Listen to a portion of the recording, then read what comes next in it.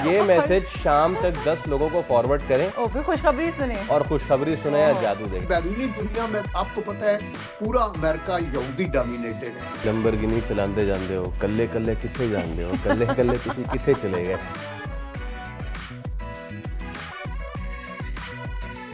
तुम्हें मसाला डालना चाहिए कि मुझे मसाले की ज़रूरत नहीं, मेरा पैगाम जो है वो दैट्स इनफ। ख़वातीन काम करने के लिए निकलती हैं तो हरासमेंट एक बहुत बड़ा मसला है।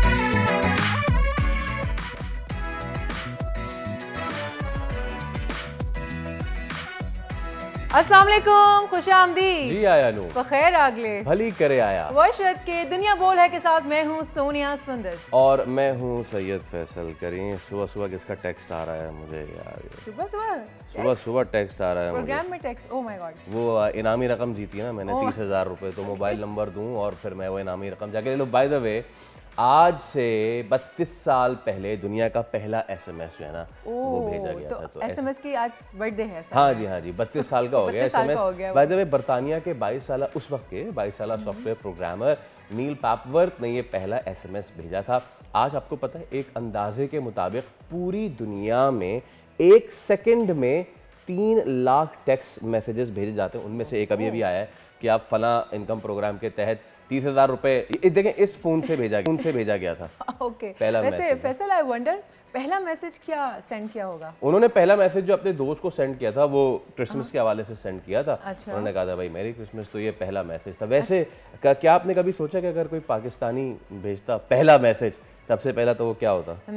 मैं बताती हूँ। पहला मैसेज ऐसे हो सकता था कि महबूब आपके कदमों में बंगाली। नहीं वो मैसेज ये होता है कि ये मैसेज शाम तक 10 लोगों को फॉरवर्ड करें और फिर खुशखबरी सुने और खुशखबरी सुने या जादू देखें। जादू हम आपको बाद में दिखाएंगे, पहले बड़ी बढ़ते हैं। पीटीआई एहतजाज खत्म, सियासी सूरत हाल बदस्तूर कशीदा। वज़ीर आज़म ने धरनों को मुआशी इस्तेहकाम की राह में सबसे बड़ी रुकावट करार दे दिया। मुल्की तरक्की के लिए कौमी मफाहमती फार्मूला नागुज़ीर दिखाई दे रहा है, लेकिन क्या हुक्मरान इसके लिए तैयार हैं? सनफी तशद्दुद के खिलाफ आगाही के 16 दिन। पाकिस्तान में खवातीन पर तशद्दुद के खात्मे के लिए कवानीन तो मौजूद, लेकिन इन पर अमल दरामद रुकावटें कहाँ हैं? वफाकी मुतसब बराए हरसानी फौजिया वक़ास से पूछेंगे आज के प्रोग्राम में। सोशल मीडिया के इस्तेमाल के लिए उम्र की हद का तयन ऑस्ट्रेलिया ने पहला कदम उठा लिया। बाकी ममालिक को भी सोचने की जरूरत है। सोशल मीडिया के बच्चों के जहनों पर असरात क्या है और क्या पाबंदी ही से कंट्रोल का दुरुस्त तरीका है, होगी आज बात। और वक्री छा गई, भारतीय फिल्मी मेले में पाकिस्तानी फिल्म की धूम। फिल्म की डायरेक्टर इरम परवीन बिलाल के लिए बेहतरीन हिदायतकारी का अवार्ड। फख्र पाकिस्तान आज होंगी बोल में हमारी मेहमान। चले करते प्रोग्राम का बाकायदा आगाज। मुल्की सियासत में बयानात की हो रही है बारिश। हालिया एहतजाज के बाद प्रेस कॉन्फ्रेंस का सिलसिला जारी है। कल रहनुमा मुस्लिम लीग नून तलाल चौधरी ने कहा कि पूरी पीटीआई बुशरा बीबी के करतूत पर पर्दा डालने की कोशिश कर रही है।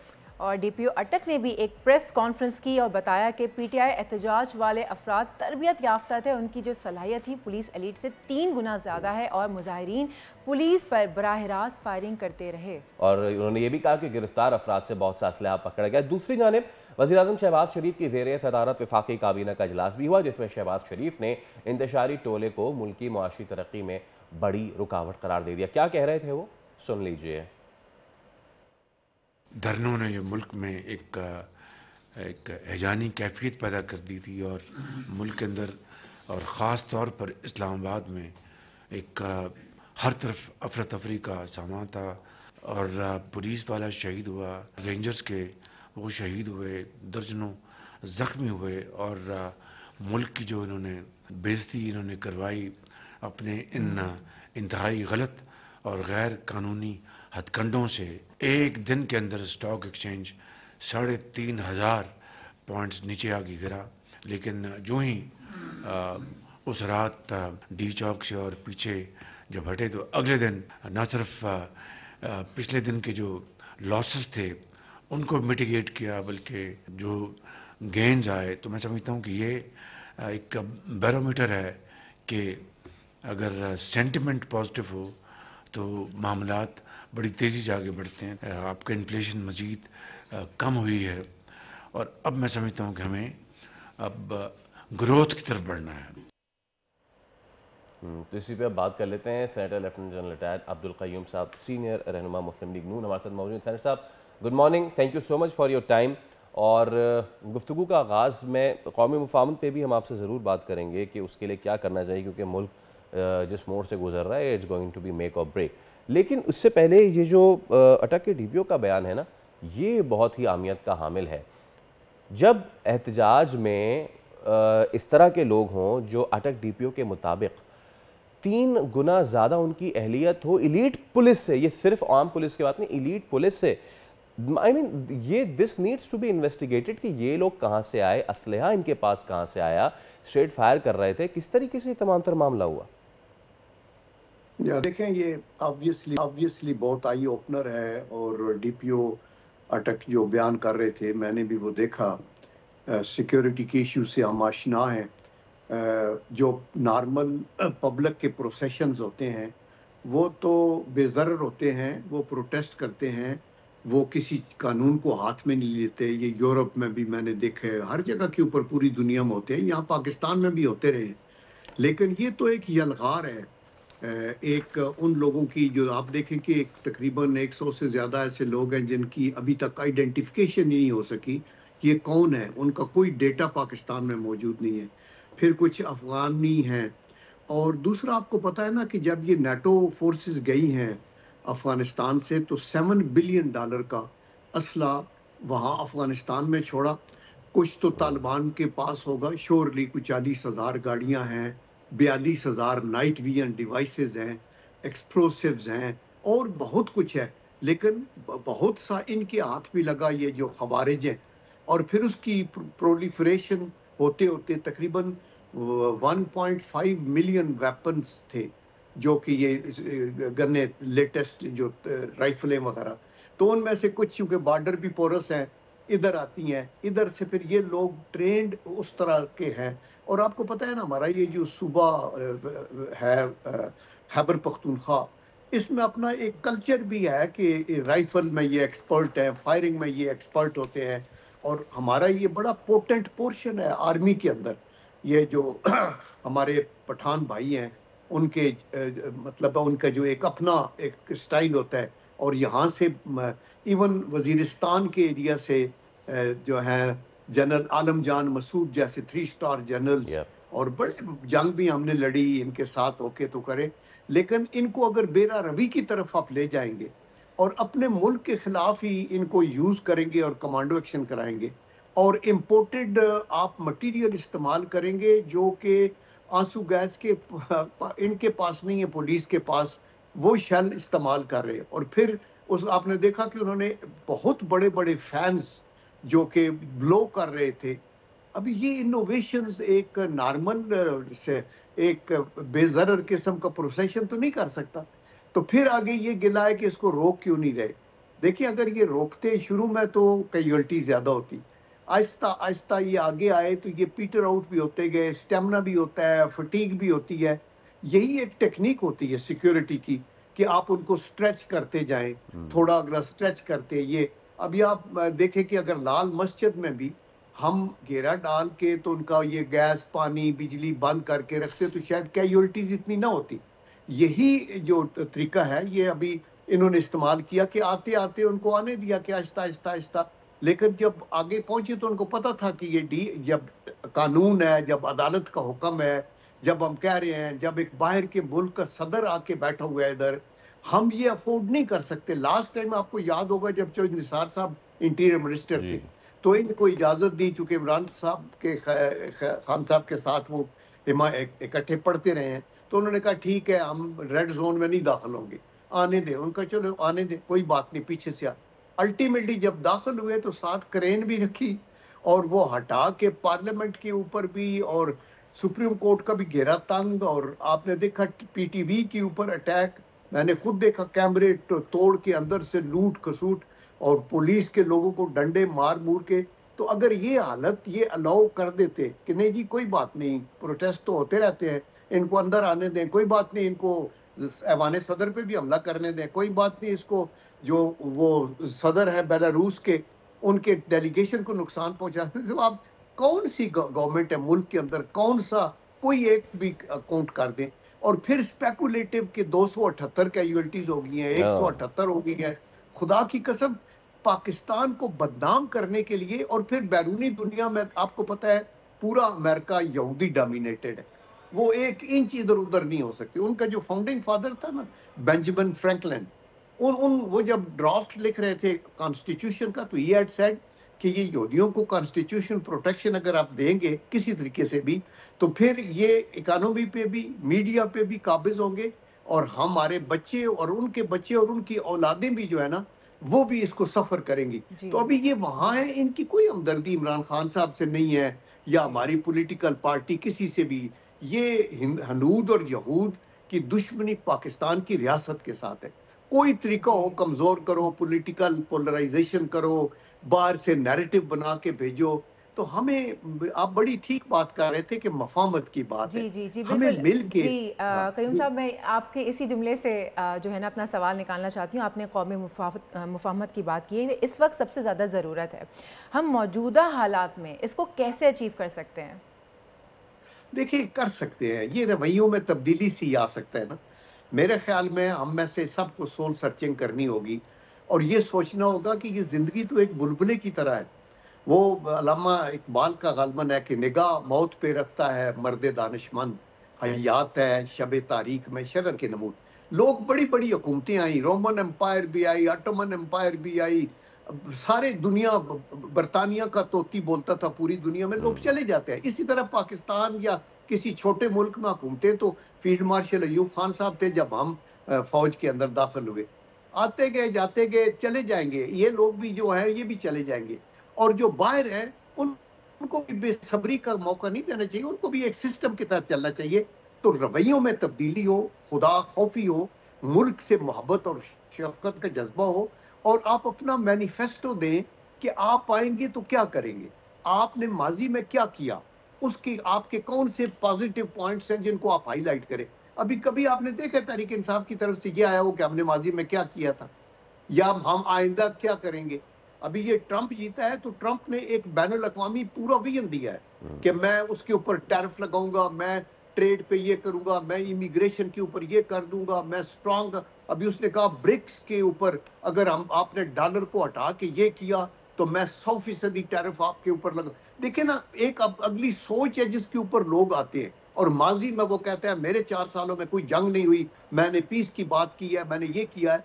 आप तहरीक इंसाफ को या कोई भी पार्टी हो जो कंटेस्टर हो कि मैंने आना है, वो कहे कि हम आए थे, हमारी ये कंट्रीब्यूशन है, हम आइंदा इंशाल्लाह ये अटेनेबल हमारे ऑब्जेक्टिव है। ये नहीं कि हम 1 करोड़ जो है वो घर बना देंगे या नौकरियां 50 लाख या ये करेंगे।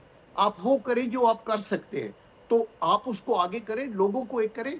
लड़ाई झगड़े के ऊपर तो कभी भी देयर इज नो क्वेश्चन कि आप रियासत का जो है ना उसको सरे तस्लीम खम करा लें। जब पूरी रियासत और 2/3 मेजॉरिटी सारी पार्टियों की कोलिशन ये कह रही है, तो खुदा के लिए पार्लियामेंट के फ्लोर को इस्तेमाल करें और वहां बैठ के मसाइल को हल करें, और हुकूमत भी अकोमोडेटिव तरीके से। आई एम श्योर शहबाज शरीफ साहब ने तो पहले दिन कहा था कि हम मिसाके मफाहमत करते हैं। इसी तरह बिलावल साहब ने कहा था 1 कदम आए 2 कदम हम आगे चलेंगे। अभी भी ये बैठ के उनसे बात करें, उनको शुगर और वो ना समझें कि ये बिल्कुल तो ऐसे लोग हम हाथ नहीं मिलाना चाहते, हमारे हाथ ही पलीत हो जाएंगे। फिर ऐसे सियासत तो ऐसे नहीं होती ना, आप मिल के बैठते हैं, वर्किंग रिलेशन होना चाहिए। एब्सोल्युटली, बहुत शुक्रिया सेनेटर अब्दुल कयूम साहब। और आपकी बात ही जो आखिरी थी, सबसे अहमियत की हामिल यही थी कि सियासत में ना कोई हरफ आखिर होता है और सियासत में ना कोई बुरा भला होता है। आपको हर किसी से हाथ मिलाना पड़ता है, बात करनी पड़ती है। जो भी पार्लियामान में बैठा है वो मेरा और आपका चुनिंदा नुमाइंदा वहाँ बैठा है, तो आप जाइए उनसे बात कीजिए, rather than bringing on people and लश्कर कशी करने के बजाय। ये हम देख चुके हैं पहले भी, एहतजाज सबका हक है, लेकिन अपनी पब्लिक प्रॉपर्टी को तोड़ना किसी का हक नहीं है। एब्सोल्युटली ऐसा ही है, मैं एग्री करती हूँ इस बात से। अब वक्त हो जाता है एक ब्रेक का, एक छोटी सी ब्रेक लेते हैं। ब्रेक के बाद वापस आते हैं, देखते हैं प्रोग्राम में आखिर क्या क्या है।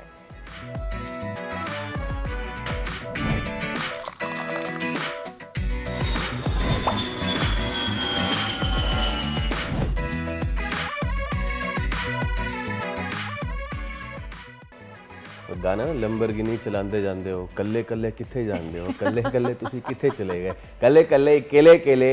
सोनिया साहिबा कराची के साहिल मनोड़ा पे पहुंच गई और वहाँ पे पाकिस्तान नेवी के ज़ेरे तमाम water and sports gala festival का जबरदस्त फेस्टिवल था। नेवी के ज़ेरे तमाम लगाया था वो। मुझे यकीन करें कि वो जो हम दुबई में देखते हैं ना, वो जेटीज़ हैं और वो वाटर स्पोर्ट्स हैं जो पाकिस्तान में अवेलेबल नहीं है, लेकिन उन लोगों ने जो लगाया हुआ था, आपने कह दिया, मैंने यकीन कर लिया, लेकिन देखने वाले ऐसे यकीन नहीं करेंगे, उनको तो दिखाना पड़ेगा। तो प्लीज। हेलो एवरीवन, अगर आप समझ रहे हैं कि मैं इस वक्त कहीं दुबई में मौजूद हूँ तो ऐसा हरगिज़ नहीं है। आज मैं मौजूद हूँ मनोड़ा पे।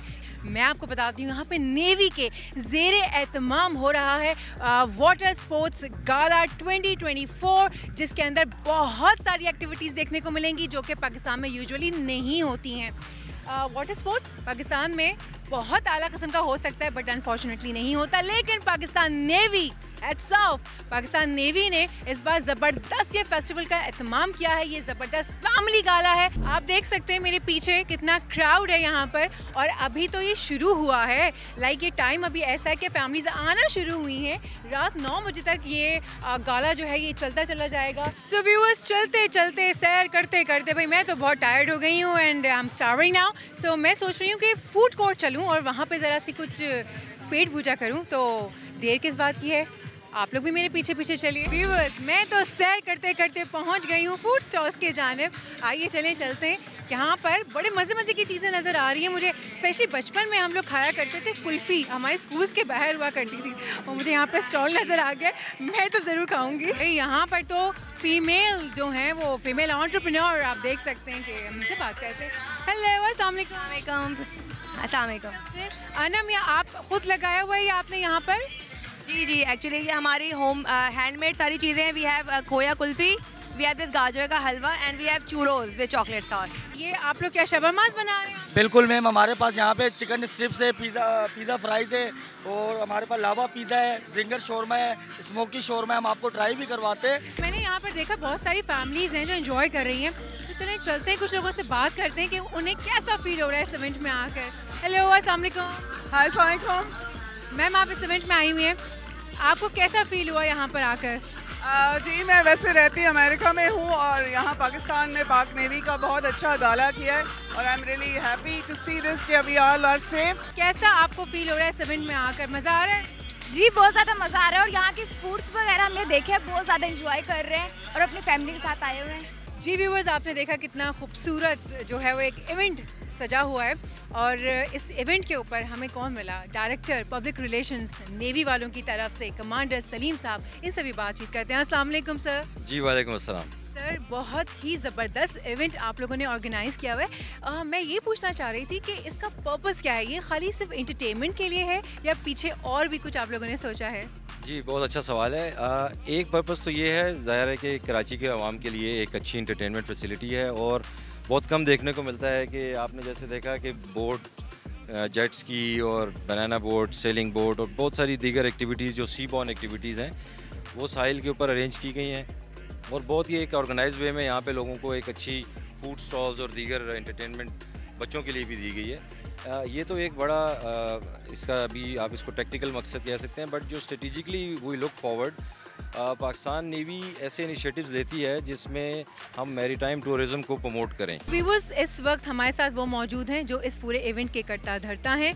तसव्वुर इकबाल साहब कमोडोर, वो यहाँ पर मौजूद हैं, मुझसे बात करते हैं। अस्सलाम वालेकुम सर। जी, अस्सलाम वालेकुम। सर, सबसे पहले तो बहुत बहुत मुबारकबाद, इतना ग्रैंड इवेंट होस्ट किया है आपने, इतनी खूबसूरती के साथ, मैनेजमेंट इतनी अच्छी है यहाँ की, तो उसके लिए तो hats off to you guys. और दूसरी चीज़ कि सर, मैं जानना चाहती हूँ ये कौन लोग हैं जिनके लिए आपने पूरा इवेंट होस्ट किया है, किस तरह से मैनेज किया गया है और उसके पीछे क्या सोच थी? जी मैम, इसमें जो सबसे इम्पॉर्टेंट चीज़ मैं आपको ये बताना चाहता हूँ कि देखें, मैरीटाइम टूरिज़म की अवेयरनेस पाकिस्तान में बहुत कम है, और उसमें सबसे बड़ी प्रॉब्लम यही है कि एक तो लोगों की एक्सेस नहीं है मैरीटाइम टूरिज़म को, और दूसरा कंपैरेटिवली थोड़ा एक्सपेंसिव पड़ता है आम पब्लिक के लिए। Chief of the naval staff ने एक डायरेक्शन दी कमांडर कराची को, उस डायरेक्शन के बेस के ऊपर पाकिस्तान नेवल एकेडमी को टास्क किया गया, और हमें कहा गया कि हम एक ऐसा इवेंट ऑर्गेनाइज़ करें कि जिससे ना सिर्फ ये कि हम अपनी आवाम के अंदर मैरीटाइम टूरिज़म की अवेयरनेस क्रिएट कर सकें, बल्कि ऐसी आवाम जो कि आम हालात में शायद ये वाली फैसिलिटीज़ अफोर्ड नहीं कर सकती, तो हम हाईली सब्सिडाइज रेट के ऊपर हर बंदे को ये अपॉर्चुनिटी अफोर्ड करें। जिस तरह आप अपने पीछे देख रही हैं, ये स्पीड बोट्स, ये वाटर स्कूटर्स, जेट स्कीज़, हमारे पास मनोड़ा में काफ़ी ज़्यादा पॉपुलेशन आती है हर वीकेंड के ऊपर, और ये मनोड़ा के अंदर इस तरह की चीज़ों को लेके आना, ये पहली दफ़ा ऐसा हो रहा है कि हम ये सब फैसिलिटीज़ यहाँ पे लेके आए हैं, और ये हम वहाँ से बाहर से हायर करके लाए हैं, क्योंकि ये चीज़ें नॉर्मल हालात में यहाँ पे अवेलेबल नहीं है। तो अल्हम्दुलिल्लाह रिस्पांस आपने देख लिया है कि आवाम कितनी खुश है।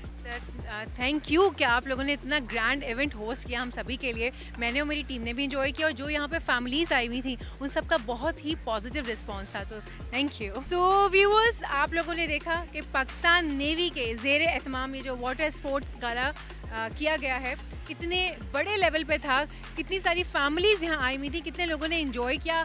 आप यहाँ पे देख सकते हैं अभी भी जेट स्कीज चल रही हैं, बोट्स चल रही हैं, याच खड़ी हुई है, लोग अभी भी इंजॉय कर रहे हैं। इसके बाद एक और कॉन्सर्ट भी है। हमने यहाँ पर फैमिली से भी बात की और देखा कि सब लोग बहुत इंजॉय कर रहे हैं। तो एंटरटेनमेंट के साथ साथ मैं एक चीज़ बताती चली जाऊँ आपको, एंटरटेनमेंट के साथ साथ ये हमारा जो मरीन टूरिज़्म है बेसिकली ये उसको प्रमोट करना है। सो ये इवेंट उसके लिए था एंटरटेनमेंट से ज़्यादा, which is I must say really good, really amazing initiative कि अगर ये चीज़ प्रमोशंस में आ जाती है तो आप सोचेंगे हम कितने फ़ायदे में रहेंगे, और हम इसके ऊपर प्रोग्राम में भी बात करते रहते हैं। सो मैं अभी भी यहाँ एंजॉय करना चाहती हूँ, मेरी टीम भी यहाँ मौजूद है। फैसल, हमने आपको बड़ा मिस किया। अब प्रोग्राम का जो बाकी का हिस्सा है भाई वो भी तो देखना है, तो जाइए वो देखिए, मुझे दीजिए इजाज़त। अब वक्त हो जाता है एक छोटी सी ब्रेक का। ब्रेक लेते हैं, ब्रेक के बाद वापस आते हैं। Let's take a break.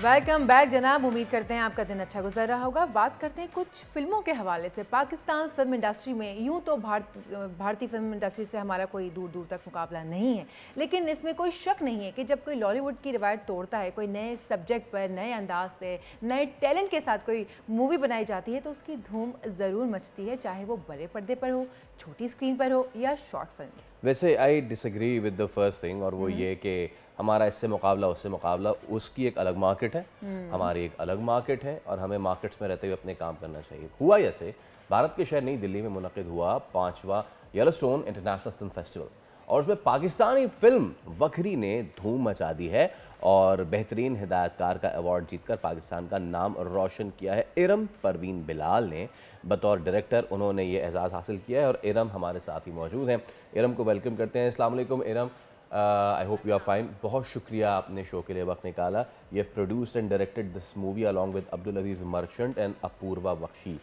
कैसा रहा एक्सपीरियंस? और आपकी मूवी जो थी वो मरहूम कंदील बलोच से जो है ये इंस्पायर्ड थी, so please talk us through the movie and then the achievement that you have just been awarded. Thank you so much. पहले तो मैं कहूँ आबिद अजीज़ मर्चेंट है, अब्दुल अजीज़ मर्चेंट नहीं है, हमारे पाकिस्तान के प्रोड्यूसर हैं। बहुत अच्छा लगा। एक तो खैर उसकी सिलेक्शन हुई वहाँ पे, हमें इसी बात का ज़रा थोड़ा सा इनिशियली सरप्राइज़ था। फिर क्लोजिंग नाइट के लिए मुनक्किद किया गया। के हिसाब गवर्नमेंट के पॉइंट ऑफ व्यू से ज़रा मुश्किल है पाकिस्तानी फिल्म्स को अभी भी वहाँ पे प्रोग्राम करना, बट आई वुड से कि फिल्म फेस्टिवल्स और फिल्म मेकर्स और जिसको सिनेफाइल कहते हैं, जो फिल्में पसंद करते हैं, वो बहुत ज़्यादा पाकिस्तानी फिल्मों को वेलकम करते हैं और इन्जॉय करते हैं। और आपको बस कहने की देर होती है कि पाकिस्तान की कोई फिल्म लग रही है और वो सोल्ड आउट हो जाती है। एटलीस्ट ये मेरा एक्सपीरियंस रहा है। ये मेरी दूसरी फिल्म, मेरी पहली फिल्म जोश, उसका वर्ल्ड प्रीमियर मुंबई में हुआ था 2012 में। उस वक्त हालात ऐसे थे कि आना जाना ज़रा ज़्यादा आसान था, और वहाँ पे भी बहुत अच्छी तरह से रिसीव हुई थी फिल्म, बहुत प्रेस मिला था हमें। और इस दफ़ा we were not expecting anything. वखरी माशाल्लाह has been doing great rounds. Pakistan में भी 7 हफ्ते थिएटर्स में थी जनवरी में। तो हमने बस हाँ कहा और ज़्यादा कुछ सोचा नहीं उसके बारे में, और उसके बाद फिर हमें जूरी का ये अवार्ड मिला। और बहुत ज़्यादा मतलब कि फ़ैन्स अभी कलकत्ते में भी लगी है पिछले वीकेंड पे, और काफ़ी ज़्यादा फ़ैन्स जो हैं वो रिक्वेस्ट कर रहे हैं कि इसकी बस एक ट्रैवलिंग स्क्रीनिंग हो इंडिया में। अच्छी बात है। लेकिन वैसे पाकिस्तानी मूवीज़ जो हैं वो अनफॉर्चुनेटली इतनी ज़्यादा देखी नहीं जाती हैं। अगर आप ओवरऑल बात करें, शॉर्ट फिल्म्स की बात करें या वैसे भी, हमारा फटाफट मुकाबला लगा दिया जाता है जी पड़ोसी मुल्क से, आप समझती हैं उस चीज़ को। ये जो मूवी आपने बनाई है, तो इसका लेवल आपने इतना हाई रखा है, तो आपके दिमाग में क्या चल रहा था? आपने पहले से सोचा हुआ था कि मैं ऐसी डायरेक्शंस दूंगी कि भाई हिट ही करनी है इस मूवी? देखिए, हर फिल्म मेकर जो है वो सबसे बेहतरीन फिल्म बनाने के लिए चलता है। हमने भी ये कोशिश की, टीम बहुत अच्छी थी, और आई गेस स्टोरी भी बहुत अच्छी थी। इट इज़ इंस्पायर्ड बाय कंदील। कंदील की स्टोरी नहीं है, बट वो कैरेक्टर जो है इंस्पायर्ड है। तो उसमें काफ़ी हमने मसाला ऑर्गेनिकली, जिसको कहते हैं नेचुरली, उसमें बन गया, जैसे कि उनकी पर्सनालिटी थी। इसमें थोड़ा सा उसमें मसाले गाने भी हैं, अली सेठी, मीशा शफीन, सबके बहुत, अब्दुल्ला सिद्दीकी ने म्यूज़िक दिया फिल्म का। तो काफ़ी ज़्यादा ज़रा शौक सी फिल्म बन गई। देखें, आप हर वक्त आपकी नीयत तो होती है बेस्ट फिल्म बनाने की, और बाकी फिर यही होता है कि वक्त और टीम और टाइमिंग अगर आपका साथ दे तो फिर चार चांद लग जाते हैं प्रोसेस को। अच्छा, फरियाल महमूद ने इसमें डेब्यू किया है और इसमें द ग्रेट सलीम मिराज भी हैं, इस पर भी मैं बात करूंगा। लेकिन आपने अपनी इब्तिदा में ये बात की थी इरम कि कितना हाथों हाथ लेते हैं इंडिया में मूवीज़ को। ना you know the Coke studio and the music of Pakistan, वो तो बहुत ही मशहूर है, लेकिन मूवीज़ को आप बताएं, आपने वहाँ पे कैसा रवैया देखा, इसकी स्क्रीनिंग, और क्या कोई डिफ़िकल्टी भी आपको फ़िलहाल अभी रिसेंटली दरपेश आई, या फिर लोगों की जानिब से तो प्यार मिला, बट जो पॉलिसी साज है उनकी तरफ से, was there any hurdle? Yes, I think there was a hurdle. वो थोड़ा सा उन्होंने ज़रा पाकिस्तानी फिल्म्स की लिए मुश्किल कर दिया था दिखाना, but as I said the festival directors took a stand and they showed the film. I you know Pakistani talent को हमेशा जो अवाम है इंडिया की, उन्होंने पहचाना है, चाहे वो हमारे म्यूजिशियंस हो, चाहे वो हमारे ड्रामे हो, चाहे वो हमारी फिल्में हो। एंड यू नो, आप जब एक इंटरनेशनल सर्किट में रहते हैं तो आपकी मुलाकात भी होती है आर्टिस्ट से, और हमेशा इज़्ज़त अफजाई ही होती है, बिकॉज वो क्राफ्ट का लेवल जो एक पाकिस्तान का है। अगर आप रिसेंट भी अभी फिल्म्स देख लें, शोएब मंसूर की फिल्म्स बहुत फेमस हैं वहाँ, यू नो सबिया सुमर की खामोश पानी, तो बहुत ज़्यादा, और पुराने ज़माने से, यू नो नूरजहाँ के वक्त, मतलब वहीद मुरादी सारी, तो इट्स नॉट कि वो क्राफ्ट को पसंद करते हैं और जो अच्छा है वो अच्छा है, beyond national, you know, sort of ideology. But I would say कि सिनेमा का जितना ज़ौक़, और दूसरा ये है कि क्यूरियोसिटी है, you know, हमें तो फिर भी बॉलीवुड का एक्सेस मिल जाता है इंटरनेशनल तरीक़ों से, या जिस तरीके से भी आपने करना है, VHS पाई जो भी करते हैं लोग। लेकिन पाकिस्तान की एक तो फिल्में बनती कम है, और फिर उनकी डिस्ट्रीब्यूशन भी मुश्किल होती है, तो वो एक क्यूरियोसिटी लेवल जो है ना, उसके वजह से भी आई थिंक लोग देखना चाहते हैं। लेकिन हमारे जो आई वुड से हमारी हिस्ट्री, हमारे इतिहास में जो स्टैंडर्ड्स हमारे सीनियर्स ने सेट किए हैं वो बहुत आला है, और उनको माना जाता है अभी भी। कभी मैं कभी तुम का आप देख लें कि किस कदर ड्रामा था उसका यूट्यूब पे, I mean millions, and you know like equally Indians as Pakistanis, because ज़ुबान एक है, काफ़ी ज़्यादा मतलब नेशनल काफ़ी मिलती जुलती है इन दैट सेंस। तो वो एक ट्रैवलिंग है, यू नो, कंटेंट का across the border in both ways. तो एरम, प्रेशर में तो आप लोग आए होंगे कि इतने बड़े फेस्टिवल में आप लोगों की मूवी जो है वो प्रीमियर होने जा रही है, दिखाई जाने, कुछ प्रेशर होगा ना कि पता नहीं जीतते हैं नहीं जीतते हैं? नहीं, आपको पता है जब आप ये काम काफ़ी अर्से तक करते रहते हैं तो अवार्ड्स वगैरह आप सोचते भी नहीं हैं। हमारे लिए तो बड़ा सरप्राइज़ था, honestly it was a big surprise, and अल्लाह का शुक्र है, बिकॉज कई बहुत जगह आप नहीं जीतते, तो इससे बेहतर ये होता है बंदा क्रिटिक्स और अवार्ड्स से ना, क्रिटिक रिव्यू और अवार्ड से डिटैच रहे, बस अपना काम यू नो सर रख के बस नीचे काम करता रहे। एंड आई थिंक के आई विल से कि अवार्ड मिले या ना मिले इस फिल्म को, जो हमें बैनुल अक़वामी सतह पे ऑडियंसेस ने प्यार दिया, इट हैज़ रियली, मतलब यही बहुत बड़ी बात है कि एक मूवी इतनी ऊपर तक आ गई है। आप ये यकीन करें कि अभी ये पिछले हफ्ते बार्सिलोना स्पेन में सिर्फ 3 फिल्में उन्होंने अपने फेस्टिवल से चूज़ की थी ब्रॉडकास्ट करने के लिए, तो ये स्पेनिश टीवी पे भी चली। तो अभी बस हमारा यही फोकस है कि इंशाल्लाह इसकी डिस्ट्रीब्यूशन हो और ये प्लेटफॉर्म्स पे जाए, क्योंकि पाकिस्तानी फिल्मों की एक तो बनना बहुत मुश्किल है, लेकिन डिस्ट्रीब्यूशन उससे भी ज़्यादा मुश्किल है, बिकॉज यू नो एक है एक इंटरनेशनल है मीडिया की डिस्ट्रीब्यूशन लेवल में। सो बस हमारी बस ये दुआ है कि ये मैक्सिमम लोगों तक पहुँचे। और अच्छा इरम, आपने ये कहा कि इट्स बीन इंस्पायर्ड बाय कंदील पर ये मूवी नहीं है, लेकिन उनसे फरियाल महमूद ने इसमें डेब्यू किया है। थोड़ा सा स्टोरी के बारे में बताइए। एक टीचर हैं और उसके बाद उनके साथ क्या हो जाता है, थोड़ा सा बताइए, फिर मैं आपसे अगला सवाल करता हूँ। तो एक टीचर हैं जो कि अपनी रोबोटिक स्कूल, गर्ल्स की रोबोटिक स्कूल के लिए पैसे रेस करना चाह रही हैं, लेकिन वो बहुत ही सीधी सादी से हैं, सीधी सादी तरीक़ों से करना चाहती हैं।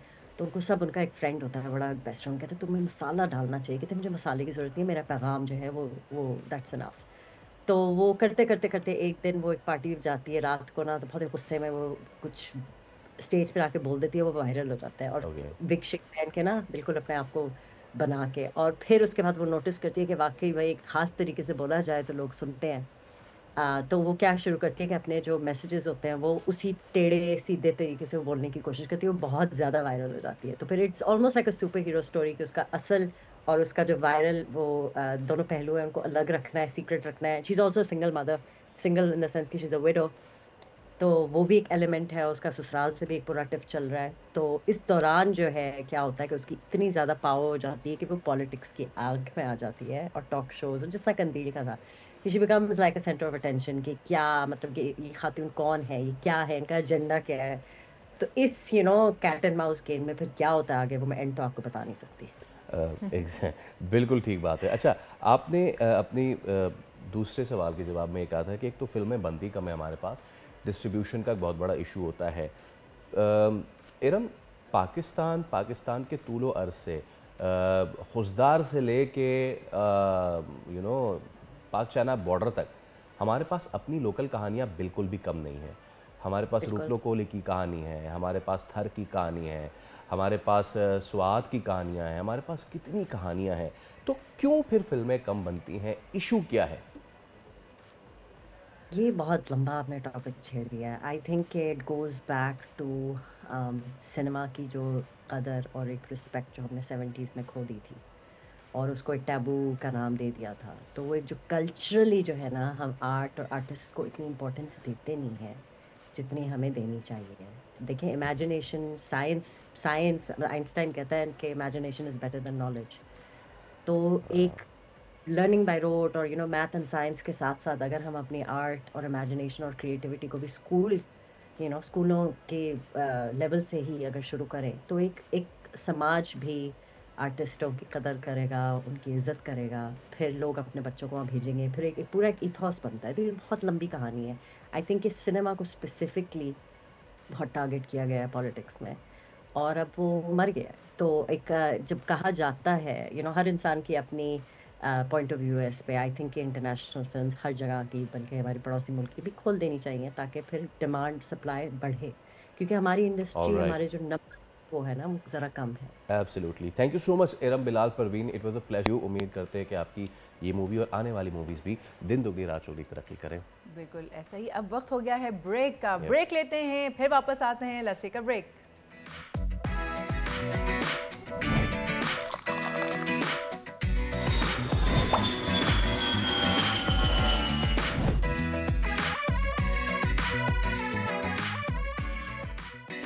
एक बार फिर आपको कहेंगे खुशामदीद। आप देख रहे हैं प्रोग्राम दुनिया बोले। प्रोग्राम में आगे बढ़ते हैं और बात करते हैं ख़वातीन पर होने वाले तशद्दुद और पाकिस्तानी ख़वातीन को दरपेश मसाइल पर। सनफी बुनियादों पर तशद्दुद के ख़िलाफ़ मुहिम जारी है और मुहिम का मकसद ख़वातीन के हुकूक़ के बारे में शऊर उजागर करना और सनफी बुनियादों पर होने वाले तशद्दुद में कमी लाना है। ये मुहिम अक़वाम मुत्तहिदा के तहत आलमी सतह पर मनाई जाती है और गैरत के नाम पर हर साल पाकिस्तान में 1000 से ज़ायद ख़वातीन को कत्ल किया जाता है। नाउ द थिंग इज़ कि ये तो वो है जो रिपोर्ट हो जाते हैं। 2023 की एक रिपोर्ट है, इसके मुताबिक ख़वातीन माशी शमूलियत के हवाले से पाकिस्तान 146 ममालिक में से 145वें नंबर पर है। इसी तरह दुनिया भर में ख़वातीन की तालीम के हवाले से हमारा जो नंबर है वह 149, सेहत और बका के हवाले से 132, जबकि सियासी शमूलियत के हवाले से हम 112वें नंबर पर हैं। और अगर पंजाब की बात की जाए तो ख़वातीन से ज़्यादती के 6624, इग़वा 562, तशद्दुद के 1201 केसेस रिपोर्ट हुए हैं। ये है अहम बात कि रिपोर्ट ना होने वाले केसेस की तादाद जो है ना, वो बहुत ज़्यादा अहमियत की हामिल है। तो इसी पे हम बात कर लेते हैं। वफाक़ी मोहतसिब बराए इंसदाद हिरासियत फौजिया वक़ार साहबा हमारे साथ मौजूद हैं। फौजिया साहबा, अस्सलाम वालेकुम, गुड मॉर्निंग। बहुत शुक्रिया आप इस हवाले से हमें ज्वाइन कर रही हैं। और 16 days of activism against gender based violence जो है वो भी इस वक्त जारी है। फौजिया साहबा, क्या सबसे बड़ा इशू है जब भी हम जेंडर बेस्ड वायलेंस की बात करते हैं? क्या केसेस जो हैं वो रिपोर्ट ना होना, या फिर ख़ातीन का खुद बाहर निकल के, बिकॉज एक हमारा कल्चर भी ना फौजिया साहिबा कि हमें कहा जाता है खामोश रहो, छोटी सी बच्ची से लेके बड़ी औरत तक खामोश रहो। हम आप लोगों को क्या इश्यूज़ दरपेश आते हैं जब इस तरह के केसेस आते हैं? जी, दोनों मेरे ख्याल से दोनों मसाइल बड़े हैं कि एक तो केसेस रिपोर्ट नहीं होते और दूसरा ख़वातीन को ख़ुद भी नहीं पता होता कि उनके हकूक़ क्या हैं। मगर इस सब के पीछे जो एक रवैयों का मसला है, एक जो बुनियादी मसला है, वो ये है कि ख़वातीन अपने आप को कमतर अभी भी समझती हैं। उनको ये रोज़ के बेसिस पे मैसेजेस दिए जाते हैं कि तुम्हें ये कुछ काम नहीं करने, जिसमें कि एक बात ये भी है कि अपने फ़ैसले खुद करना, और फ़ैसले खुद करने की जुड़त है मुलाज़मत के साथ, तालीम के साथ। एक सर्वे के मुताबिक अगर जब पूछा गया कि कितने लोग ख़वातीन की पढ़ाई, तालीम और मुलाज़मत के हामी हैं, तो 80% से ऊपर लोगों ने कहा कि हम हामी हैं। मगर जब उसी सवाल को मोड़ के पूछा गया कि कितने लोग ये समझते हैं कि ख़वातीन को इजाज़त लेनी चाहिए अपनी तालीम, मुलाज़मत के लिए, तो 80 से ज़्यादा फ़ीसद ने ये कहा कि हाँ, उनको इजाज़त लेनी चाहिए। जिसकी वजह से फिर ख़वातीन निकल के बाहर नहीं आती, और जब आती हैं, जब उनके साथ मुख्तलिफ़ घर में भी और बाहर भी तशद्दुद होता है, तो वो फिर रिपोर्ट नहीं करती क्योंकि वो डरती हैं। आपने बात की कि वायलेंस होती है, घरेलू तशद्दुद हमारा एक बड़ा मसला है, वो अभी भी है। हालांकि कवानीन बन चुके हुए हैं, हर सूबे में घरेलू तशद्दुद के ख़िलाफ़ कानून बन चुका हुआ है, मगर बिल्कुल रिपोर्ट नहीं होती क्योंकि उसके साथ एक पूरे का पूरा जुड़त होती है एक इंफ्रास्ट्रक्चर की, यानी कि ऐसे शेल्टर्स हों जहाँ पे ख़वातीन जा सकें, स्टेट सपोर्ट हो उनको, पूरा की पूरी सपोर्ट हो, क्योंकि अभी भी अगर एक औरत तशद्दुद को रिपोर्ट करती है तो सबसे पहले उसको तलाक़ का थ्रेट दिया जाता है। साथ ही साथ ख़वातीन काम करने के लिए निकलती हैं तो हरासमेंट एक बहुत बड़ा मसला है, जिसकी वजह से जो आपने अभी 145वें नंबर पे पाकिस्तान का अदद दिया, वो मेरे ख़्याल से इस वजह से है कि ख़वातीन इकनॉमिकली या मुआशी तौर पे नहीं है, स्ट्रॉन्ग नहीं है। और वो अदद जो है वो यहाँ से आता है कि ख़वातीन जब मुआशी तौर पे इस्तेहकाम के लिए निकलती हैं या अपना इवन देखें विरासत का हक़ लेने के लिए जाती हैं, तो उनको ये नहीं दिया जाता। तो इन चीज़ों को मैं सिर्फ ये आपके तवसत से ये बताना चाहती हूँ कि इन चीज़ों को कर्टेल करने के लिए, कम करने के लिए इदारे बना दिए गए हुए हैं, कवानीन आ चुके हुए हैं। अब मेरे ख़्याल से ख़वातीन को भी हिम्मत करने की ज़रूरत है, वो बाहर निकल के आएँ। मैं उनको ये यकीन दिलाती हूँ कि उनके साथ बहुत ही एक हसास तरीके से ट्रीटमेंट होगी और तेज़ दर उनको इंसाफ मिलेगा और बग़ैर किसी खर्चे के इंसाफ मिलेगा उनको। बहुत अच्छी बात है। फौजिया साहिबा, ये बताइए कि अगर कोई खातून हैरेसमेंट का शिकार हैं, वायलेंस का शिकार हैं, या उनको XYZ और भी बहुत सारे मसाइल हैं, तो किस तरह से वो फॉस्पा से कांटेक्ट कर सकती हैं? जी, देखिए, अगर तो तशद्दुद जो है वो जिनसी तशद्दुद है तो फिर तो 15 को कॉल करना चाहिए, पुलिस को कॉल करना चाहिए, क्योंकि वो एक क्रिमिनल ऑफेंस है और उसकी कॉग्निसेंस सिर्फ पुलिस ही ले सकती है। अगर काम की जगह पे हरासियत है तो वो फिर फॉस्पा को कांटेक्ट करेंगे। उसके लिए हमारी हेल्पलाइन है और वो बड़ी आसान है, 0344 367 367 पर कॉल कर दें या फिर उस पर मैसेज भेज दें, या हमारी वेबसाइट पे FOSPAH अगर उस पर जाते हैं तो वहाँ पे शिकायत करने का बहुत आसान तरीका है। उर्दू में, अंग्रेज़ी में, रोमन उर्दू में, जिस तरह मर्ज़ी लिखते हैं और फिर उसके बाद हम उनको बुला के और उनको मज़ीद गाइड कर देंगे। अगर काम के बजाय सड़कों पे या किसी पब्लिक प्लेस पे हरासमेंट होती है, उसकी कॉग्निसेंस भी पुलिस लेती है, क्योंकि ताज़ीरात पाकिस्तान का सेक्शन 509 क्लियरली रिलीफ देता है। तो उस सिलसिले में 15 पे कॉल करना बहुत इम्पॉर्टेंट है अगर सड़क पे हरासमेंट हुई है। मगर अंडरलाइन बात यह है कि खामोश नहीं रहना चाहिए और अपने हक़ के लिए न सिर्फ आवाज़ उठानी चाहिए, बल्कि अगर आपके इर्द गिर्द भी हरासमेंट हो रही है किसी की, तो उस पर आप उनको सपोर्ट करें, ना कि उनको ये मैसेज दिया जाए कि नहीं बाहर निकल के क्यों आई, या इसने तो कपड़े गलत पहने हुए थे, या हंस के बात कर रही थी।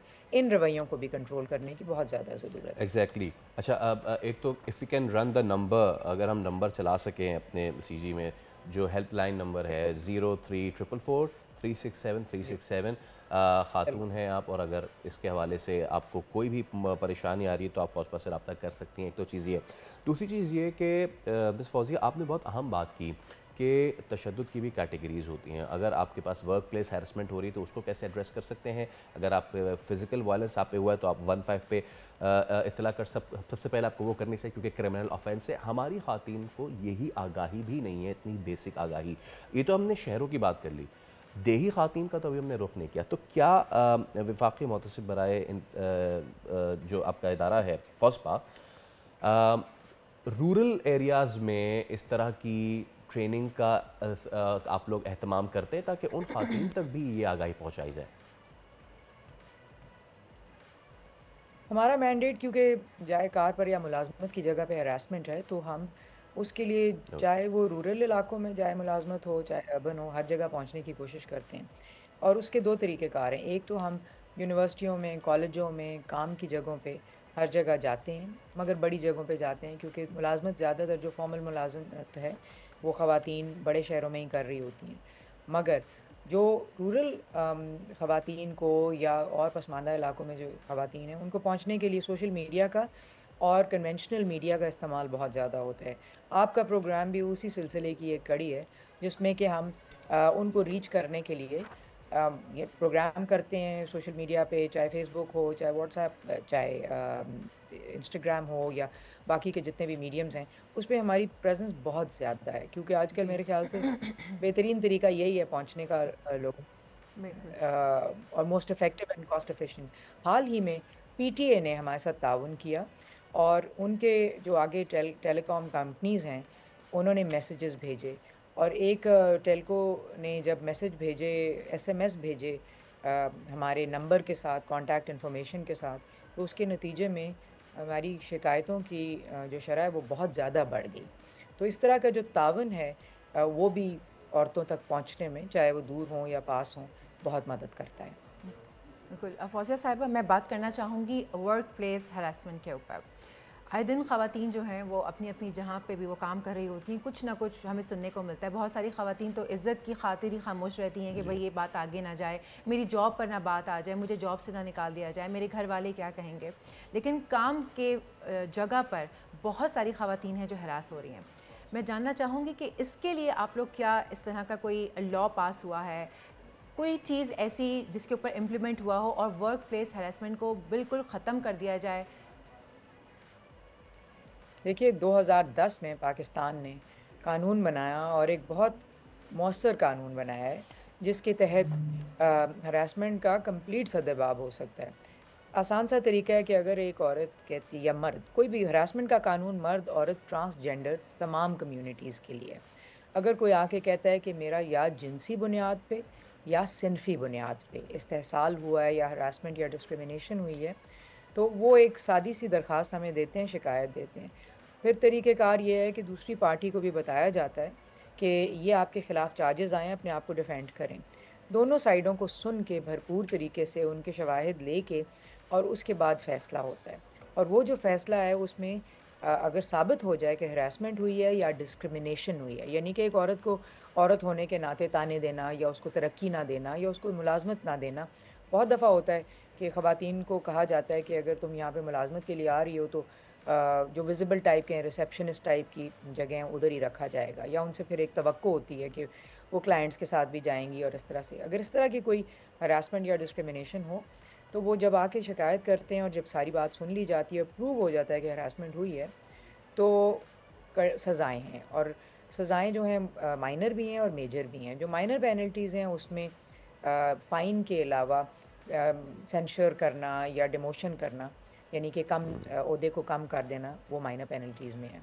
जबकि मेजर पेनल्टीज़ में नौकरी से बर्खास्त करना, और ना सिर्फ बर्खास्त करना बल्कि एक और जो डिसमिसल फ्रॉम सर्विस है वो एक ऐसी शिक है जिसके तहत दोबारा कभी भी पब्लिक सेक्टर में उसको नौकरी नहीं मिल सकती जिसने हरासमेंट की है।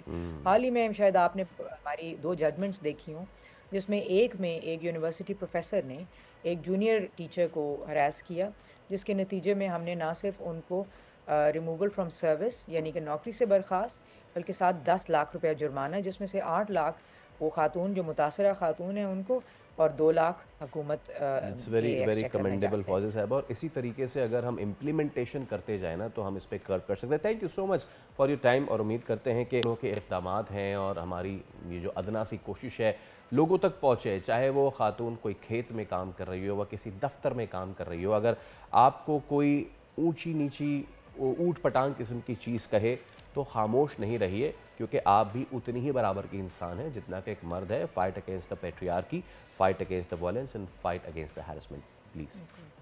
सर्टेनली अब वक्त हो जाता है एक ब्रेक का। ब्रेक लेते हैं, ब्रेक के बाद वापस आते हैं। Let's take a break.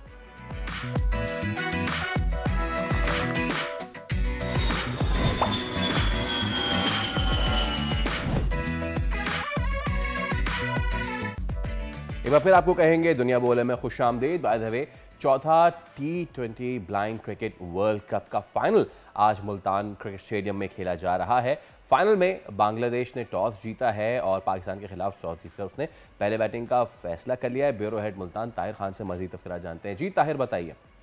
आज बिल्कुल आज मुल्तान में चौथे T20 ब्लाइंड वर्ल्ड कप का फाइनल मैच खेला जा रहा है पाकिस्तान और बांग्लादेश की टीमों के दरमियान। और बांग्लादेश की टीम ने टॉस जीतकर पहले बैटिंग का फैसला किया है। बात करें अगर इन दोनों टीमों की, तो दोनों टीमों ने जो सेमीफाइनल में बहुत अच्छा परफॉर्म किया था। पाकिस्तान के जो बैट्समैन है कामरान अख्तर, उन्होंने फास्टेस्ट 50 का रिकॉर्ड भी बनाया है। इसके साथ साथ आज मैच के हवाले से गैर मामूली इक़दाम किए गए हैं। दोनों टीमों को बड़ी सिक्योरिटी के साथ वहाँ ले जाया गया। शहरी भी पुरजोश है, वो भी वहाँ जाकर मैच देखेंगे। बहुत शुक्रिया, हमारे साथ आप मौजूद हमें अपडेट कर रहे थे। बाय द वे, कैरो के मैदान से एक बहुत ही अहम डेवलपमेंट है और वो ये है कि पाकिस्तान ने से इनकार किया था और ऐसे में भारत जो है ना उसको रुसवाई का सामना एक महाज पे करना पड़ा है। वर्ल्ड ब्लाइंड काउंसिल ने भारत से विमेंस ब्लाइंड वर्ल्ड कप की मेज़बानी वापस ले लिए। अफसोस होता है जब हम ये कहते हैं कि ऐसे इश्यूज़ पे भारत पॉलिटिक्स करता है। ये जो blind T20 world cup Pakistan में जारी है, इसके लिए भारत ने अपनी टीम को पाकिस्तान भेजने के लिए NOC देने से इनकार कर दिया था और अब जो भारत में होना है वर्ल्ड कप, उससे उसकी मेज़बानी छीन ली गई है। वर्ल्ड ब्लाइंड क्रिकेट काउंसिल का ये 26वां इजलास हुआ था मुल्तान में, जिसमें 7 ममालिक ने शिरकत की थी। भारत, इंग्लैंड, न्यूजीलैंड के बोर्ड ऑनलाइन इजलास में शरीक हुए थे। इस इजलास में पाकिस्तान ने मौक़िफ़ इख्तियार किया था कि 2022 में भारत ने पाकिस्तान ब्लाइंड टीम को वीज़ा नहीं दिया। पाकिस्तान ब्लाइंड टीम भारत नहीं जा सकी, इवेंट से महरूम हो गई।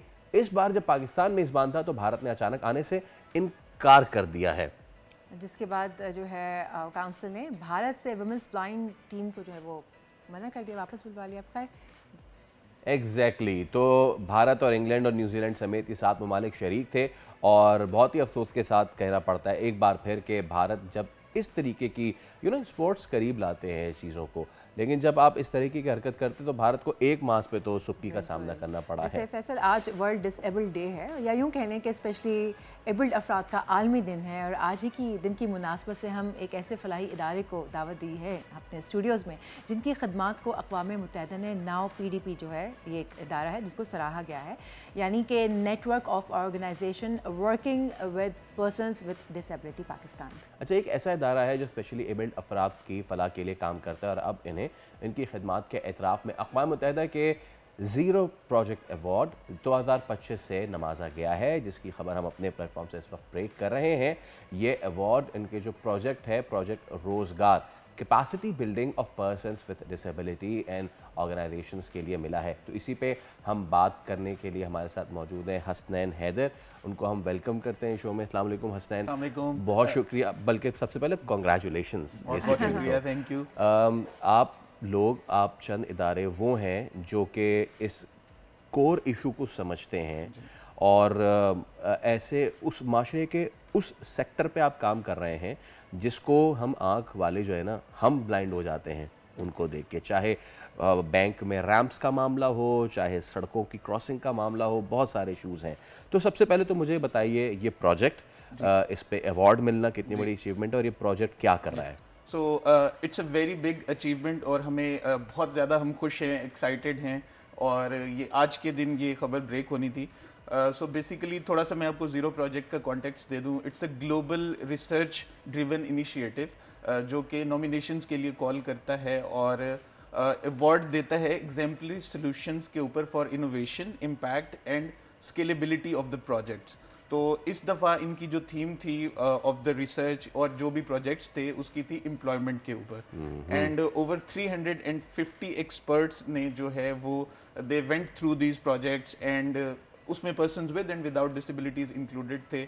अक्रॉस 500 टोटल 522 नॉमिनेशंस थी अक्रॉस 90 कंट्रीज़, एंड उसमें से हमारा जो प्रोजेक्ट है that has been awarded with the zero project अल्हम्दुलिल्लाह। और हमें मार्च के अंदर ये अवार्ड मिलेगा वियना के जो ऑफिस है यूएन का, वहाँ पे। किस तरीके से ये प्रोजेक्ट काम करता है? रोज़गार मतलब कि सुनने में ही लग रहा है कि कितना ज़्यादा एम्पावर करने जा रहा है ये हमारे स्पेशली एबल्ड लोगों को, तो इसके हवाले से मुझे बताइए। सो बेसिकली हम we don't just go directly to रोजगार, there is an entire process of it, right? So हम we start off with the market research कि मार्केट के अंदर, इदारों के अंदर कौन कौन से जॉब्स ऐसी हैं जो कि अवेलेबल हैं जहाँ पे पर्सन्स विद डिसेबिलिटीज़ को आप फिट कर सकते हैं। सो लेट सपोज बोल के अंदर कौन सा ऐसा रोल है जो कि पर्सन्स विद डिसेबिलिटीज़ के लिए हम उनको वहाँ पे एम्प्लॉय कर सकते हैं। And after doing that research हम इदारों की कैपेसिटी बिल्डिंग करते हैं ताकि इदारों को पता हो कि रीजनेबली अकोमोडेट कैसे करना है पर्सन्स विद डिसेबिलिटीज़ को, and then we do the outreach of persons with disabilities.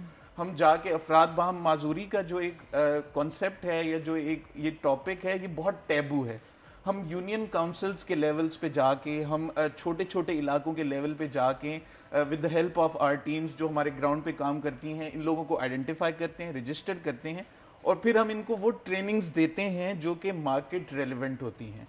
उनको ट्रेनिंग देने के बाद उनकी ग्रेजुएशन के बाद then we try to employ them within the organizations. They can be the blue collar organizations, they can be the white collar organizations. और साथ साथ जो लोग दफातर में नहीं आ सकते, जिनको रसाई नहीं है, उनके लिए हम उनके घर पे ही सेटअप्स लगाने की कोशिश करते हैं। लेट सपोज कुछ खवातीन को हम सिलाई की ट्रेनिंग्स दे देते हैं, persons females with physical disabilities जो दोनों टांगें से जो माजूर हैं, लोअर लिम्ब से, हम उनको सिलाई मशीन की ट्रेनिंग दे के सिलाई मशीनें प्रोवाइड करते हैं ताकि वो अपने इलाके के अंदर ही ऑर्डर्स लेके वहाँ पे ही अपना रोज़गार बनाती रहें। सो इस तरह हमारा जो रोज़गार का पिलर है वो काम करता है। चलिए, अच्छा, वैसे नाउ पीडीपी ये तो एक रोज़गार का आपने निकाला है जिसके ऊपर आपको अवार्ड से भी नवाजा गया, लेकिन इसके अलावा क्या फैसिलिटीज़ हैं, किस तरह से आप स्पेशली एबल्ड को फैसिलिटेट करते हैं? So across now PDP we have 7 pillars और 7 प्रोग्राम्स, और हम इन 7 प्रोग्राम्स को जब इनकैप्सुलेट करते हैं तो हम ये कहते हैं कि it creates an ecosystem of inclusion through these 7 pillars. और अगर मैं बात करूं, हमें 17 साल हो जाएंगे इंशाल्लाह 6 दिसंबर को, तो 17 साल में we have impacted over 100,000 lives जो कि विद थ्रू दीज 7 पिलर्स। तो हमारा जो सबसे पहला पिलर है वो रहनुमाई का है, अफराद बाहम माजूरी को उनके हकूक़ के बारे में बताना कि पाकिस्तान उनके लिए क्या क्या हकूक़ फराहम करती है, फिर ऑर्गेनाइजेशंस को बताना। उसके बाद जो दूसरा हमारा सबसे इम्पोर्टेंट पिलर है वो शनाख्त का है। यूएन की रिसर्च के मुताबिक पाकिस्तान के अंदर 3 करोड़ 20 लाख अफराद बाहम माजूरी हैं, which is an entire population of Karachi. मतलब आप समझें कि पूरा कराची किसी न किसी माजूरी में मुब्तला है, आप यहाँ से बाहर जाएं। सो अब लेकिन जो अलमिया है वो ये है कि नादरा के अंदर अप्रैल 2023 के डेटा के हिसाब से 5,55,000 अफराद बाहम माजूरी रजिस्टर्ड हैं सिर्फ। उसकी वजह ये है कि हमारा जो जिस तरीके से आपने बात की फैसल के जो हमारा इंफ्रास्ट्रक्चर है वो एक्सेसिबल नहीं है। अफराद बाहम माजूरी को पता ही नहीं है कि उनका शनाख्ती कार्ड कहाँ से बनेगा। So what we do at now PDP is special शनाख्ती कार्ड बनने से पहले एक प्री रेक्विजिट होता है विच इज़ डिसेबिलिटी सर्टिफिकेट, जिस पे 4 मुख्तलिफ सरकारी महकमों के दस्तखत और मोहरें लगती हैं। अब a person who has a visual disability, आप मुझे खुद बताएं हमारे माशरे में वो किस तरीके से सरकारी इदारों में जाके वो दस्तखत लेगा और वो मोहरें लगवाएगा। So over the years we have build partnerships with these organisations, health departments, और हम 1 विंडो कैंप जो है वो लगाते हैं हमारे ऑफिस के अंदर across our 11 locations. 1 window camp में ये होता है कि ये इदारे हमारे दफातर में आते हैं या हमारी लोकेशंस पे आते हैं, नादरा की वैन्स या नादरा के जो सेटअप्स हैं वो हमारे ऑफिस में आते हैं। अगर अफराद बाहम माजूरी खुद बनवाने जाएं अपना शनाख्ती कार्ड तो उनको कम से कम 12 से 16 हफ्ते लगते हैं, लेकिन इस 1 विंडो कैंप के थ्रू और हमारी पार्टनरशिप्स के थ्रू हम उनके सारे ये कैंप्स, ये सारा प्रोसेस 1 दिन के अंदर करवा देते हैं। जबरदस्त। सो दिस हैज बीन शनाख्त फॉर अस। उसके बाद जो हमारा तीसरा प्रोग्राम है दैट इज तालीम का, उसमें we work for inclusive education and special education simultaneously, क्योंकि इंक्लूसिव एजुकेशन इसलिए इम्पोर्टेंट है क्योंकि अफराद माजूरी को तालीम हासिल करके आना तो ओपन वर्ल्ड के ही अंदर ही है, तो persons with and without disabilities को आपस में इंटरेक्ट करना है, तो we work on the inclusive education and special education simultaneously. And then moving forward हुनर, जिसकी बात मैं पहले कर चुका हूँ, जिसमें we work for the trainings. हुनर देने के बाद वी गो फॉर रोज़गार, रोज़गार की जिसके ऊपर बेसिस पे हमें अवार्ड मिला है। एंड लास्टली जो है वो हमारा खुद मुख्तारी का पिलर है। खुद मुख्तारी इज़ जिसमें we support persons with disabilities in setting up small enterprises और स्मॉल बिजनेसेस। जो जॉब्स करने में इंटरेस्टेड नहीं है उनको हम स्मॉल बिजनेसेस का सेटअप करते हैं। एब्सोल्युटली। हसनैन हैदर, बहुत शुक्रिया तशरीफ़ लाने का, again congratulation for the award. और आपसे इल्तमास है कि इसी तरह हमारे माशरे में रोशनियाँ फैलाते रहिए। बहुत शुक्रिया, thank you so much for coming. So अगर आपके पास अल्लाह ताला ने आँखें, टांगें और सब कुछ बराबर दिया है तो ना सिर्फ एहसास करें इनका, बल्कि इनको बराबर के तौर पे ट्रीट करें, क्योंकि आपको नहीं पता कि खुदा ताला किसी से कोई सलाहियत लेता है तो उसको एक्स्ट्रा दे देता है। आपको पता भी नहीं है कि ये कितने स्पेशली एबल्ड हैं और इन्हीं स्पेशली एबल्ड को एम्पावर करने की सबसे ज़्यादा ज़रूरत है। बिल्कुल ऐसा ही है। वक्त हो जाता है एक ब्रेक का, एक छोटा सा ब्रेक लेते हैं, ब्रेक के बाद वापस आते हैं।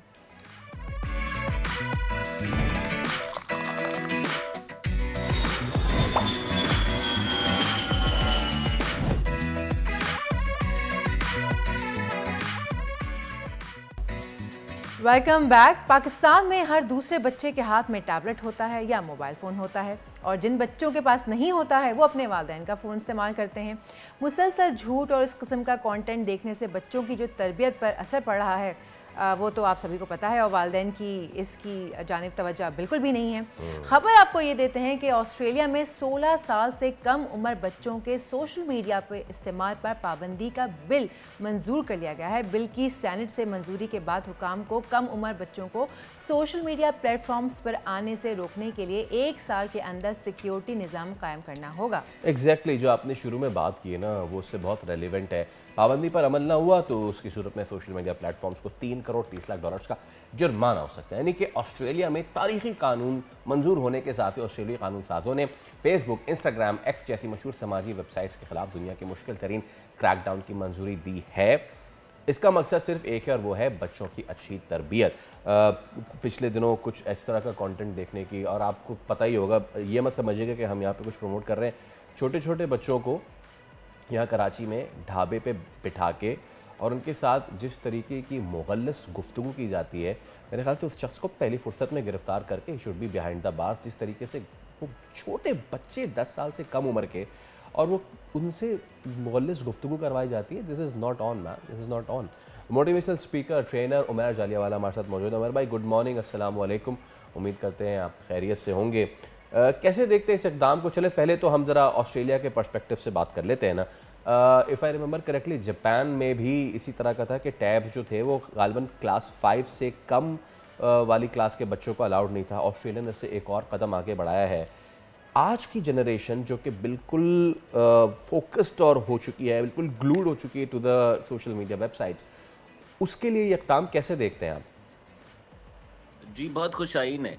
सोशल मीडिया एक ऐसी दुनिया है, देखें हम टेक्नोलॉजी और इंटरनेट की बात नहीं कर रहे हैं, हम सोशल मीडिया की बात कर रहे हैं। सोशल मीडिया एक ऐसी दुनिया है जिसका असर आप पे और मेरे ऊपर जो है, हम खुद उसको डील करने से इतना मुश्किल फील करते हैं और हम खुद जानते भी नहीं है कि उसके क्या क्या असर आते हैं। तो तहकीक बताती है कि बच्चों की एंग्जाइटी बढ़ जाती है, यानी मुस्तकबिल के हवाले से उनके दिमाग में ख्यालात अजीबोगरीब आते हैं, उनका डिप्रेशन बढ़ जाता है। यंग एज के अंदर डिप्रेसिव थिंकिंग डेवलप होना, वो कंपैरिजन्स में पढ़ते हैं, उनके नींद के पैटर्न्स ख़राब हो जाते हैं, वो एक्सपोज्ड होते हैं, बुली की हो सकते हैं ऑनलाइन।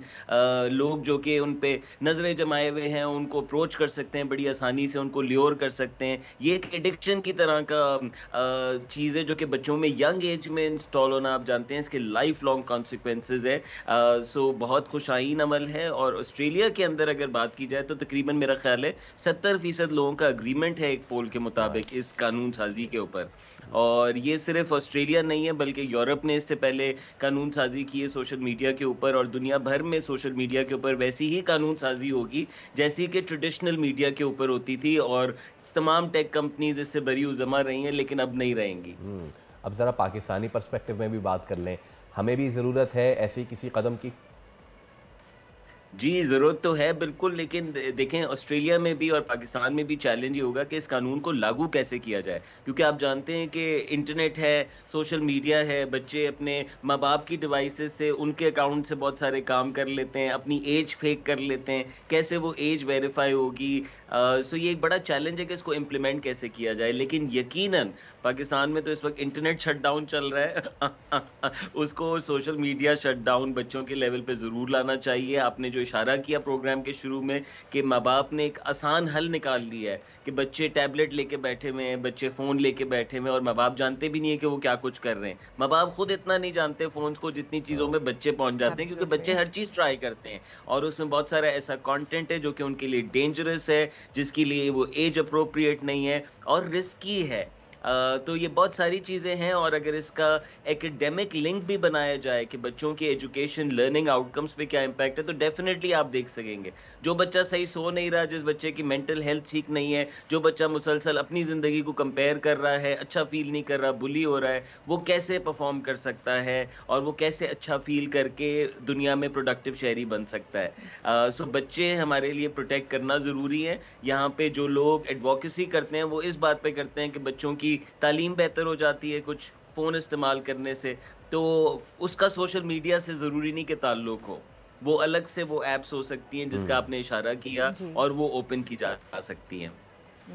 उमैर साहब, वैसे तो देखें माँ बाप का भी इसमें काफ़ी ज़्यादा अहम रोल है। मैंने खुद अपनी आंखों से देखा है कि जहाँ बच्चा ज़रा सा भी चूं किया या बच्चे को डिस्ट्रैक्ट करना है, फटाफट जो है वो जान छुड़ाने के लिए माएँ और वालिद साहब जो है वो मोबाइल या टैब्स या लैपटॉप्स जो है वो पकड़ा देते हैं और देखने की भी तौफीक नहीं करते हैं कि बच्चा देख क्या रहा है। सो आपको नहीं लगता कि वालिदैन की भी उतनी ही ट्रेनिंग होनी चाहिए जितना हम बच्चों के ऊपर कह रहे हैं?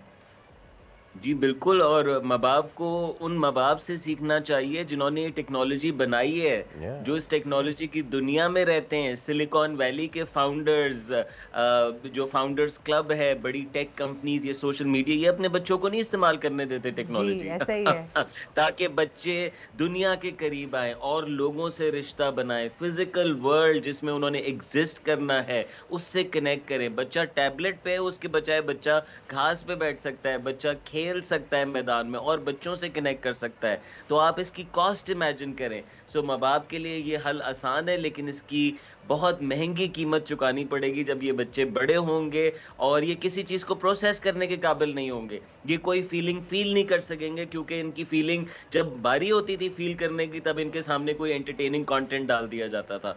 तो this is a big escape और माँ बाप का भी स्केप है। मैं जानता हूँ लाइफ इज़ हार्ड, बच्चे भी मुश्किल होते जा रहे हैं और के सामने देखते हैं तो आपसे भी जिद करते हैं, लेकिन यकीनन आप कुछ ना कुछ ऐसी एक्टिविटीज़ बना सकते हैं जो कि बच्चों का स्क्रीन टाइम कम करे, चले ख़त्म ना करे तो कम कर दे। नंबर 2, उसको मॉनिटरिंग में लेकर आए, आपके सामने वो टाइम हो जो वो इस्तेमाल हो रहा हो। और नंबर 3, उसको बुरे वक्तों के अंदर या और इमोशंस को डील करने के लिए इस्तेमाल ना किया जाए, बल्कि उसको फील कराया जाए ताकि उसकी लर्निंग वो उसमें बढ़ सके और इसको एक अलग एक्टिविटी के तौर पे ट्रीट करें। उमैर भाई, आखिर में मुझे ये बताएं, हम ये छोटे बच्चों पे तो हमने बड़ा फोकस किया हुआ है ना, अगर सिर्फ ऑस्ट्रेलिया के इस पर्सपेक्टिव में बात करें, उन्होंने अंडर 16 की बात की है, यानी कि उसमें वो वाला जहन के जिसमें कॉग्निटिव आपकी डेवलपमेंट हो रही है, बहुत सारी चीज़ें सोचने वाली है। 16 साल में तो बच्चा मैट्रिक कर रहा है, तो हम उस एज ब्रैकेट की बात नहीं करते, ये 12 से 16 के दरमियान, ये कितनी ज़्यादा नाजुक है।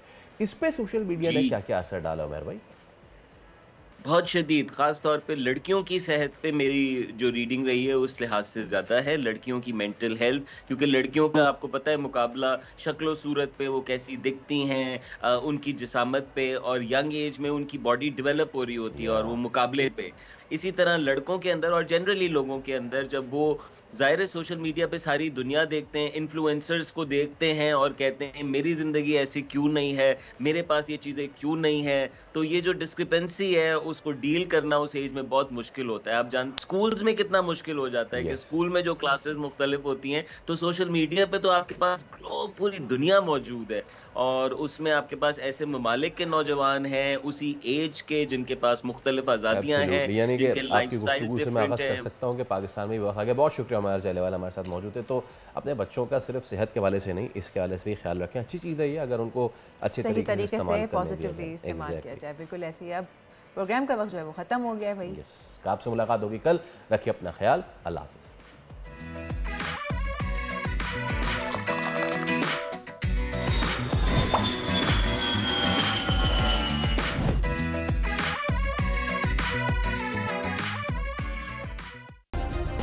सब्सक्राइब करें और बेल दबाएं ताकि कोई खबर रह न जाए।